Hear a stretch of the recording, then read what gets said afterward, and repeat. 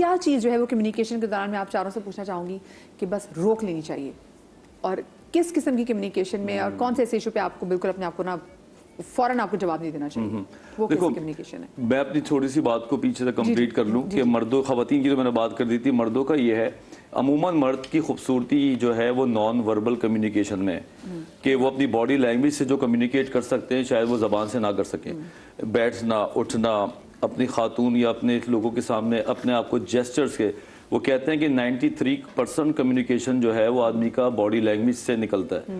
ये लोग एक्टर्स हैं, इनको पता है कि जब डायरेक्टर कहता है कि आपने यहाँ आके इतना टाइम लेके बैठना है और बैठने के बाद आपने न्यू करना है और 3 सेकंड के बाद बोलना है, तो वो सब कम्युनिकेट हो चुका होता है। और डायलॉग तो 2 लाइनों का भी नहीं होता, लेकिन वो जो आसिफ ने परफॉर्म कर दिया है वो कम्युनिकेट हो चुका है। कभी कभी स्क्रिप्ट पे लिखा नहीं होता तो हमें टाइम थोड़ा देना होता है, एपिसोड छोटी हो रही होती है तो हम वहाँ पे जेस्चर्स दे देते हैं, है ना। तो ये देखो ना कि कम्युनिकेशन तो बॉडी लैंग्वेज में भी है। जिस मर्द को बॉडी लैंग्वेज का कम्युनिकेशन आ गया वो दुनिया को यूं करके फतह कर सकता है। लेकिन यहाँ पे जब जबानी तौर पे कम्युनिकेट करते हैं तो एग्रेशन में आते हैं, तो इसको थोड़ा सीखना पड़ेगा।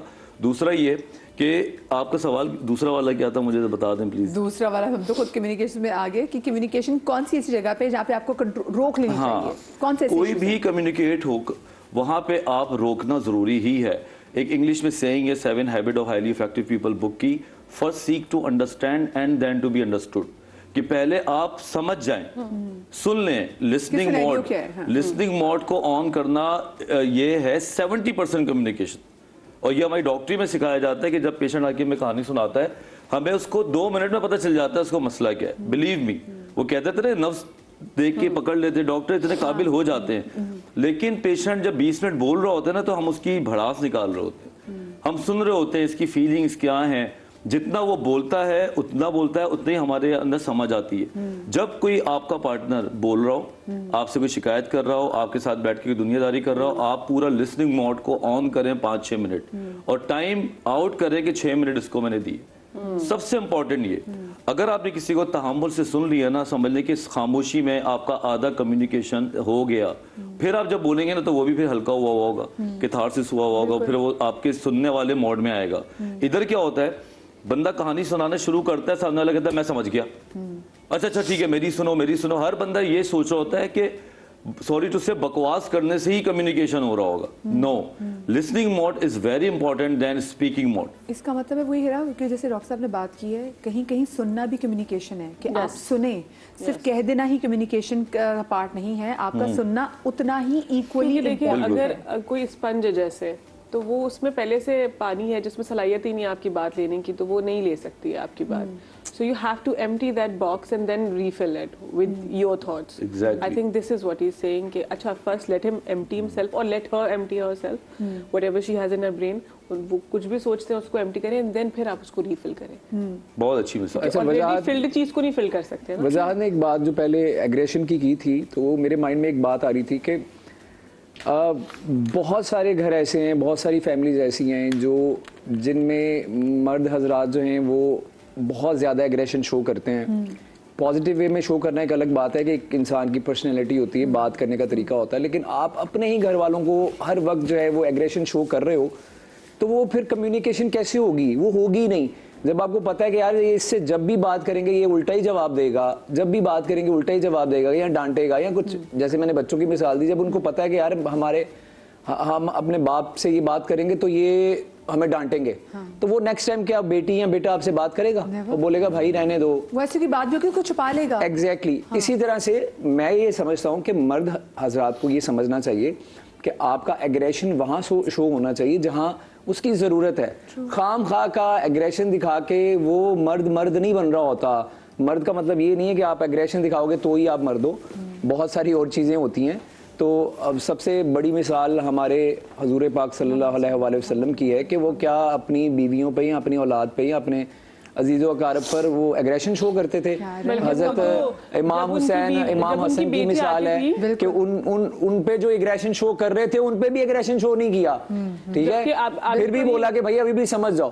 तो इससे बड़ी बात और क्या हो सकती है? तो हमारे मर्द हजरात को इस बात से सबक लेना चाहिए, क्योंकि अगर आप हर वक्त एग्रेशन में रहोगे तो वो जो सुनने वाला है वो आपको सुनना छोड़ देगा। वो बोलेगा यार इससे दूर रहो। क्योंकि देखिए हम ये समझ रहे हैं आप एनर्जी में तो फेंक रहे हैं ना। अब ये बात ये कर रहे हैं कि आपको रिएक्ट नहीं करना चाहिए या कैसे करना किन चाहिए। चीजों पे आपको ना वो रोक लेनी अब चाहिए मैं आपको communication? तरीका बताता जी, हूँ। सामने वाला अगर अग्रेसिव है या एक शख्स आपके साथ बदतमीजी कर रहा है, चाहे बॉस है, हस्बैंड है, 2-3 बड़ी जबरदस्त टेक्निक है। बीवी पहली भी हो चीज़- सकती है सर, बीवी भी हो सकती है। सारे मर्दों को नहीं करें, हाँ, बीवी खवातीन को हो भी सकती लाए ना है, आप। कसम से बीवी हाँ, भी फिर हो- सही। कोई भी हो सकती है।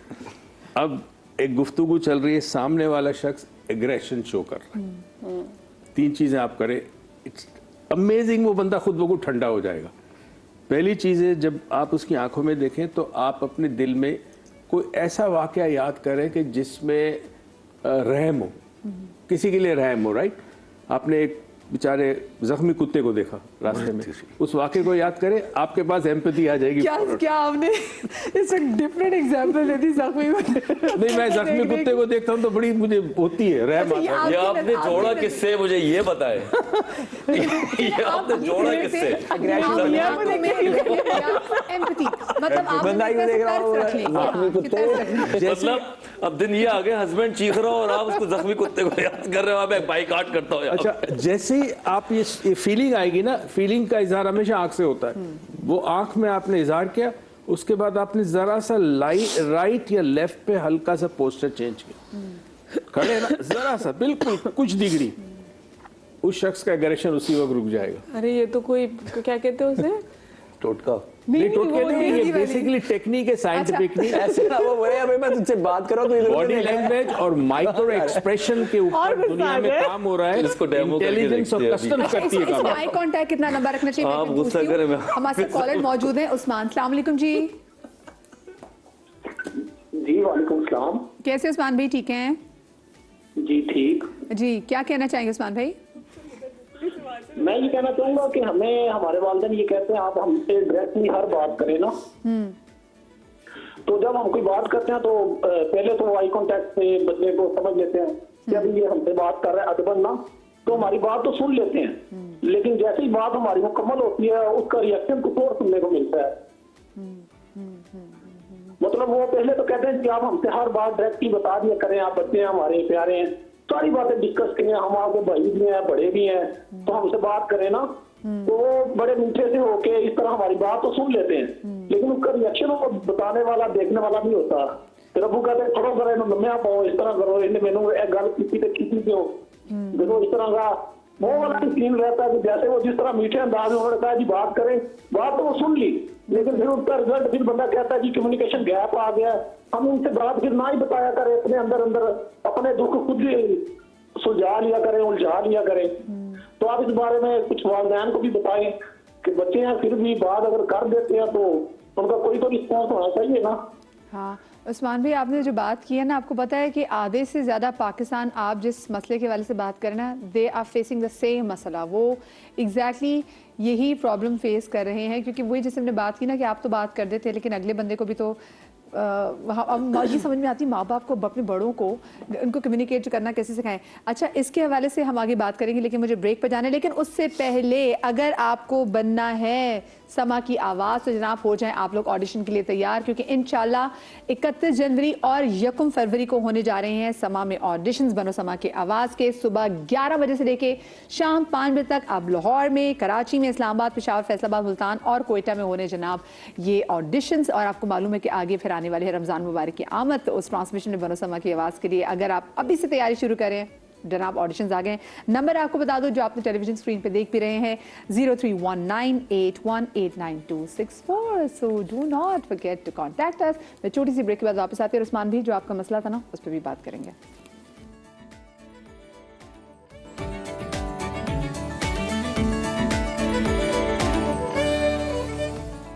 Welcome back after the break. और ब्रेक को जाने से पहले हमें उस्मान भाई की कॉल आई थी और वो काफ़ी ज़्यादा एक उनका सही एक बड़ा जेन्युइन कंसर्न था, क्योंकि बहुत सारे बच्चे ये शिकायत करते हैं कि जब अपने माँ बाप को अपनी बात बता देते हैं तो हमारे माँ बाप हमारी बात को अंडरस्टैंड नहीं कर पाते। यू रिमेंबर हमने जहाँ पर बहुत ज़्यादा टॉक्सिक रिलेशनशिप्स के वाले से बात की थी, हमने टॉक्सिक सिबलिंग्स के वाले से बात भी की थी, और बहुत सारे पेरेंट्स उनको नहीं पता होता। अब हमने ब्रेक पे जैसे बात करते हैं और जब शो में बात करते हुए डर की कि ये ऐसा रिश्ता है कि अगर मैं इसको बोलूँ कि जी हाँ इनमें भी कहीं ना कहीं टॉक्सिसिटी आ जाती है तो लोग इसको एक्सेप्ट नहीं कर पाते।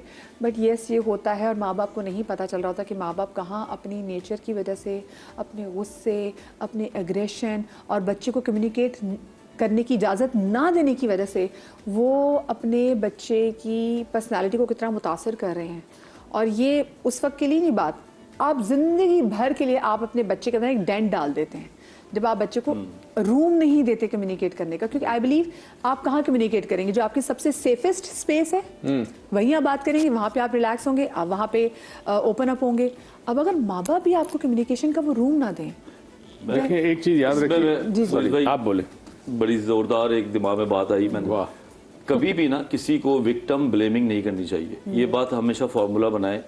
अगर मैंने आसिम पे भरोसा किया और आसिम ने मुझे धोखा दिया तो लोग मुझे ना बोलें कि तुमने आसिम पे भरोसा क्यों किया। कभी भी किसी भी रिश्ते में विक्टिम ब्लेमिंग नहीं करनी चाहिए। हमेशा याद रखें, अगर कोई बच्ची घर आके बताती है कि मुझे कोई शख्स छेड़ रहा है, तो आप उसको जो ये कहते हैं ना कि तुमने भी कुछ किया होगा, ये बहुत बड़ा ट्रॉमा आप उसके दिमाग में हमेशा के लिए डाल रहे हैं। इतनी सी छोटी सी लाइन, कभी भी कोई शख्स चाहे वो गलती पे क्यों ना हो, आके वो आपको जब बता रहे हैं ना मैंने गलती की है या मेरे साथ ये हुआ है, तो वो ये नहीं सुनना चाहता कि मुझे मशवरा दो या कोई फ्री की थेरेपी करो। वो ये अपने इमोशंस को आपके साथ शेयर करना चाहता है। और वहाँ पे सेंस जो सबकॉन्शियस माइंड है वो सिक्योरिटी लेना चाह रहा होता है कि मेरे साथ ये हुआ है तो आप मेरे साथ खड़े या नहीं खड़े। तो कभी भी कोई भी शख्स आके, खासतौर घर की बच्चियाँ लड़कियाँ जो आके बताती है ना कॉलेज की लाइफ, लड़के बता देते हैं गलती से मैंने सिगरेट पी ली और पापा मुझसे गलती हो गई, तो पापा ने 2 चमाट वहीं मार दिए, तो समझ लो कि कहानी खत्म कर दी आपने। हमेशा उस टाइम पे, फिर मैं कहता हूँ मिनट्स का खेल सारा है, 5-6 मिनट आप बच्चे को दे दें। अच्छा कैसे हुआ, कब हुआ, ओके और कुछ हुआ, ताकि बच्चे और कभी कभी तो 5-6 मिनट बहुत ज़्यादा होते हैं। मैं एक बात यहाँ पे ऐड करना चाहूँगी, और इसकी प्रैक्टिस शुरू होती है बच्चे के बिल्कुल बचपन से। जब वो कोई चीज़ अगर तोड़ता है, क्योंकि आज जब कम्युनिकेशन में गैप आता है तो फिर बच्चा झूठ की भी तरफ भी जाता है, छुपाता है, वो आपसे डर के छुपाने लग जाता है। बच्चे ने कोई ग्लास तोड़ दिया, कोई चीज़ तोड़ दी है, और माँ अगर उसको फौरन गुस्से से अप्रोच करेगी बाप, तो बच्चा डर जाएगा, फिर बोलेगा नहीं मैंने नहीं तोड़ा। फिर एक टाइम आएगा कि जिससे कोई चीज़ टूटेगी तो वो उसको आपसे छुपा के डस्टबिन में डाल देगा। बिल्कुल ऐसे आगे जाके उसकी जो प्रॉब्लम्स, मसले मसाइल भी होंगे ना, वो आपको ऐसे ही छुपा के उसको डस्टबिन में डालने की कोशिश करेगा। And not every problem can be an issue, can be dumped. ये चीजें बच्चे आगे रिलेशनशिप में गलतियां क्यों कर रहे हैं? शुरू के 3 साल में आप कर देते हैं, हाँ। उसके बाद आपको कुछ नहीं करना होता। शुरू के 3 साल में ब्रिटिश स्टडी है, सॉरी, हाँ जी, ब्रिटिश स्टडी है जो वेंट ओवर अबाउट 5 years तक वो चली। वेरी शॉकिंग कि एवरेज ब्रिटेन में बच्चा between the age of 1 to 7 वो साल में 60,000 मरतबा नो सुनता है माँ बाप से। Don't do this, you will break this, 60,000 time एक साल में। और 7 साल में बच्चे की पर्सनैलिटी कंप्लीट होने के बाद अब फिक्स हो गई।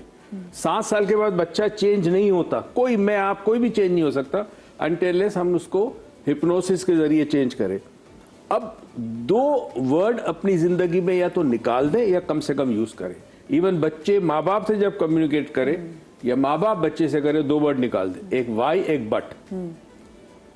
कम्युनिकेशन में वाई और बट जब आप इस्तेमाल करते, तुमने ये काम क्यों नहीं किया, तो बेसिकली आप उसकी इंटेग्रिटी और ऑनेस्टी को डाउट कर रहे हैं। उसकी जगह आप कहें what stopped you from doing it, किस वजह से ये काम नहीं हुआ, तो आप उसकी जात को अलग निकाल रहे हैं। और अब वो बताएगा कि ये वजह थी अब्बू, ये काम नहीं, डिफेंसिव नहीं होगा। ये 2 वर्ड अगर जिंदगी में कम से कम यूज करें तो आपकी रिलेशनशिप बहुत अच्छी हो जाएगी। ये बाकी पेरेंट्स को सुनने की भी जरूरत है। हमारे साथ बलूचिस्तान से कामरान मौजूद है। अस्सलाम वालेकुम। जी वालेकुम अस्सलाम। अल्लाह का शुक्र, बिल्कुल ठीक कामरान भाई। आपके तमाम मेहमानों को मेरी तरफ से अस्सलाम वालेकुम। वालेकुम और स्पेशली ये जो नॉटी हीरो बैठे हुए हैं, एक दफा पहले भी मैंने कॉल की थी, ये बैठे हुए थे, मुझे इनका नाम भूल जाता है, इस वजह से इनको तो स्पेशल सलाम मेरा। मेरे पास तो 3 हीरोज बैठे हुए हैं। डॉक्टर, आप डॉक्टर मुइज की बात कर रहे हैं, डॉक्टर वजाहत है, आसिम बैठे हैं। मुझे लगता है नॉटी हीरो डॉक्टर मुइज है। जी वालेकुम अस्सलाम। नाम भूल जाता। तो बात ये करनी थी कि हम 6 भाई हैं और 4 बहन। तो हम 6 भाई जब एक साथ थे, शादियां हुई 3 भाइयों की, तो घर में मतलब एक दूसरे के साथ, आपको पता है कि जब नंदे आती हैं तो एक जो बहुएं आती हैं, बीवियां, वो अलग अलग घरों से आती है। तो और एक आती है कि मेरा राज हो या वो हो। तो मैं भाइयों में सबसे बड़ा था। अभी ये 8 जनवरी को मेरी एज 41 पूरी हुई है। तो मिसाल के तौर पे उस वक्त हमारे ये झगड़े वगैरह रहते थे, तो बच्चों की वजह से, आपको पता है, क्योंकि एक घर में होते थे, तो एक की वाइफ भी एक के कान भर रही है, दूसरे की वाइफ दूसरे की, मेरी बीवी मेरे कान। तो मिसाल के तौर पे वो भाइयों के साथ हमारी सही कम्युनिकेशन वगैरह वो नहीं होती थी। फिर वालिद साहब ने ये किया कि 2 को अलग कर दिया, 1 को अपने साथ रखा। फिर इस तरह जो बाकियों की शादी जैसे करते थे, 1 को रखते थे, दूसरे को मतलब अलग कर देते थे। तो इसमें ये हुआ कि फिर हम लोग अभी जो हैं जब से अलग हुए हैं, मतलब जॉइंट फैमिली सिस्टम से निकले हैं, तो अभी हमारे जो ताल्लुकात हैं वो बहुत अच्छे हो गए। हैं, एक दूसरे के साथ अच्छे ताल्लुकात हैं, अच्छे वो हैं। और दूसरा आपको याद होगा कि मतलब इमोशंस भी इसमें आ जाते हैं। मैं वही वाला हूँ जिसने आपको एक शेर भी सुनाया था कि तुम जितने भी सजदे कर लो, उम्रे कर लो, और साल भर के रोजे भी, दिल तोड़ने वालों की बख्शिश नहीं होती। ये वो है जो जिन्होंने जिनको दोस्त ने धोखा दिया था, कुछ ऐसा था? हाँ बिल्कुल बिल्कुल। क्या मेमोरी है माशाल्लाह से आसिम। याद आ गया। हाँ आपने मैंने कहा ना उस दिन आप बैठे हुए थे। जी जी जी जी, मुझे याद आ गया, आपके शेर से याद आ गया। कामरान भी अपनी दुकान पे बैठ के शो देख रहे हैं, पहले मुझे ये बताएं, जी अपनी दुकान पे बैठ के शो देख रहे हैं आप? नहीं मैम, ऑफिस में होता हूँ। अच्छा, ऑफिस में से, नहीं, वो दूसरे जगह में। जी जी ऑफिस में होता हूँ, मैं चलाता हूँ। आपका प्रोग्राम तो मैं लाजमी देखता हूँ। बहुत शुक्रिया, बहुत शुक्रिया। तो आपकी वजह से ये कि जहाँ आप अपनी अपने उसमें चले जाएं, एक बड़ी ज़रूरी बाउंड्रीज, मुझे लगता है बाउंड्रीज सेट करना भी कहीं कहीं आपकी कम्युनिकेशन चाहे बाउंड्रीज सेट करने से भी बेहतर हो जाती है। Is it right? आपको लगता है? एक्चुअली मटेरियल हम कहते हैं कि इफेक्ट नहीं करता, लेकिन मटेरियल वैल्यू बहुत होती है लोगों में, और वो मटेरियल वैल्यू अनकॉन्शियस होती है। जैसे कि ये सोफ़ा मेरा है, ये कुर्सी मेरी है, या ये फ्रिज मेरा है, या इलेक्ट्रिसिटी जो यूज़ हो रही है, इसका बिल मैं दे रहा हूँ। हाँ, इसका बिल मैं दे रहा हूँ। तो घर के अंदर कहीं ना कहीं एक दूसरे से इन चीज़ों पे लोग इफेक्ट हो जाते हैं, जो कि इस्लाम में भी देखें अब ये है कि आप अलग रहिए। चूल्हा एटलीस्ट आपका, हर किसी का किचन अलग हो, ताकि खाने पीने के जो बेसिक सर्वाइवल मामलात हैं वो किसी और की फैमिली का कोई और ना देखे। मटेरियल इफेक्ट करता है जिंदगी में भी। पर्दा एक तरीके से पर्दा होना चाहिए कि अच्छा किसने कितना खाया, किसने क्या पहना। तो इसलिए कहते हैं शो ऑफ भी ना करें, ज्यादा शो ऑफ भी ना करें। ये तो सोशल मीडिया का दौर है, यहाँ पे जब तक लोग शो ऑफ ना करें, लोगों को रात में नींद नहीं आती। मुझे बड़ी अच्छी चीज याद, मैं अभी तक अटका हुआ हूँ इस चीज के ऊपर, मेरे जहन में भी है कि बच्चा अपने वालिद से कम्युनिकेट कैसे करे, क्योंकि अक्सर वो बैठे हुए सर एक बात है, ठीक है, हम आपने कहा कि नो नहीं कहें, वाई नहीं कहें, नो नहीं कहें, बट एंड वाई, और वाई ना कहें, कम कर दें। जैसे आपने कहा कि बहुत सारे पेरेंट्स नो बोलते हैं बच्चों को सालाना इतनी दफा, और ये वो। द थिंग इज कि पेरेंट्स, अब आप सोचे पेरेंट्स कुछ इस तरह के होते हैं कि आप बच्चे की गलती नहीं सुन रहे हो कि मैंने क्या गलती की है, ठीक है, आप एक्सेप्ट सुनने के बाद भी चाहे एक्सेप्ट ही नहीं कर रहे कि मैंने ये गलती कर ली। अब आपने बच्चे को पीटना ही पीटा, उसको पता है कि मेरा अंजाम पिटना ही है। तो सोचो जब बच्चा आपको आपकी गलती बताएगा तो क्या मामला बनेगा। अच्छा, वो ये नहीं करना चाहिए। अब देखें, जब बच्चा बोले कि प्यार से ही बोले भी, अगर कि बाबा आपने मुझ पर गुस्सा किया था ना, उस वक्त मुझे अच्छा नहीं लगा, तो बाबा का रिएक्शन क्या होगा, ये रिएक्शन डिटरमिन करता है कि आपका बच्चा क्या बनेगा। किसी शख्स के जहन में अपनी बात पहुंचाने के लिए चीज इस्तेमाल होती है, उसे कहते हैं स्टेट एलिसिट करना, यानी एक खास कैफियत, जज्बाती कैफियत को उजागर करना। मसलन फॉर एग्जांपल, बच्चा चाहता है मैं अपनी बात अपने वालिद से कहूं और वो सुने मेरी बात ना, ये एक बहुत बड़ा प्रॉब्लम है ना। मार्क्स कम आए, डायरेक्टली कहेगा तो फेंटी पड़ेगी। वो अब कहे बैठ के डाइनिंग टेबल पे कि अब्बू मुझे बताइए, कोई ऐसा वक्त आप मुझे बताएं जिस वक्त आप बहुत खुश थे ना। होता क्या है कि जब इंसान रिग्रेस करता है मेमोरी में जी, तो कोई ऐसा वक्त जब वो बहुत खुश थे तो वो फीलिंग्स भी खुशी की आती है, बिकॉज एवरी इवेंट जो आपके जहन में होता है वो इमोशन के साथ कनेक्टेड होता है। तो अब्बू जब वो इवेंट एक्सप्लेन कर रहे होंगे तो वो खुशी भी एक्सप्लेन कर रहे होंगे। That's where the child can say अब्बू जरा मार्क्स कम आए, सर ऐसा कभी गमज़दा कर कभी ऐसा नहीं होता। अगर ऐसा हो जाए तो बोले अब्बा अब मैं आपको गमज़दा करने जा रहा हूँ इन 30 सेकंड। मैं आप लोगों को वो टेक्निक्स बता रहा हूँ, दे कॉस्ट मिलियंस बाहर जाकर। इसको अगर लाइटर वे में अगर हम इस तरह से लें कि अगर वो बोले कि अब्बू आप सबसे ज्यादा खुश कब हुए थे, वो बोले जब तुम पैदा हुए थे। सर मैं फेल हो गया हूँ, अबे तू पैदा ही क्यों हुआ। लेकिन सर कभी नहीं, वो आपकी बात में समझ सीरियस नोट पे कभी कभी पेरेंट्स ये करते हैं, I know this, and parents क्या, लोग हम सब कर जाते हैं कभी कभी कि हम इमोशन को इंसान से जोड़ देते हैं कि सामने वाले इंसान को देख के मुझे क्या इमोशन आता है, वो कभी कभी बड़े स्टेगनेंट इमोशन हो जाता है, वो हटता नहीं अपनी जगह से। जैसे कहीं कि आपको रिजेंटमेंट, जैसे बहुत सारे लोग, मैं क्यों इस तरह बात कर रही हूँ, because I am a mother also, I have heard postmortem stories. कभी कभी बच्चे बुरे लगने लग जाते हैं माओ को, वो बच्चे फिर कभी अच्छे नहीं लगते, वो उनको समझ, वो माओ को समझ ही नहीं आता, वो बच्चा बेचारा कुछ भी बात करे तो मुझे क्यों गुस्सा।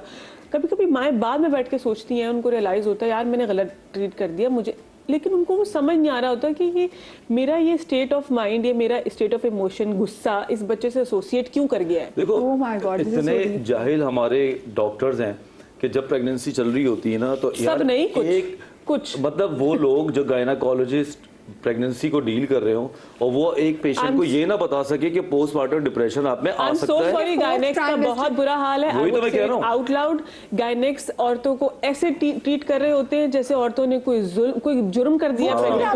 मशीन है ना कि आप दुनिया जान बच्चे पैदा करती है, तो तुम्हें ऐसा क्या मसला हो गया? मैं कैसे बात करती है? फोर्थ ट्राइमेस्टर के लिए आपको कोई प्रिपेयर नहीं करता। बीइंग साइकियाट्री में पोस्टमार्टम नहीं आना चाहिए, वो गायनी में जाना चाहिए और वहां पे एक थेरेपिस्ट बैठे जो सिर्फ एक सेशन ले ले, ये बता दे कि देखो तुम्हारी प्रेगनेंसी हुई है, डिलीवरी होगी, हार्मोनल इम्बैलेंसमेंट होगी और तुम्हारे 20-25 दिन में मूड स्विंग्स होंगे, बच्चा तुम्हें बुरा लग सकता है, इट विल नॉट यू, ये सारा हार्मोन्स का मसला होगा। अगर आप एक सेशन ये बता देना तो ये इतना बड़ा ट्रॉमा जो खवातीन में होता है कि हाय, ये भी कहने की जरूरत है कि we will be there, don't. हाँ, फिर कैसे ऐसा भी होता है, कभी कभी सुपरस्टिशंस है।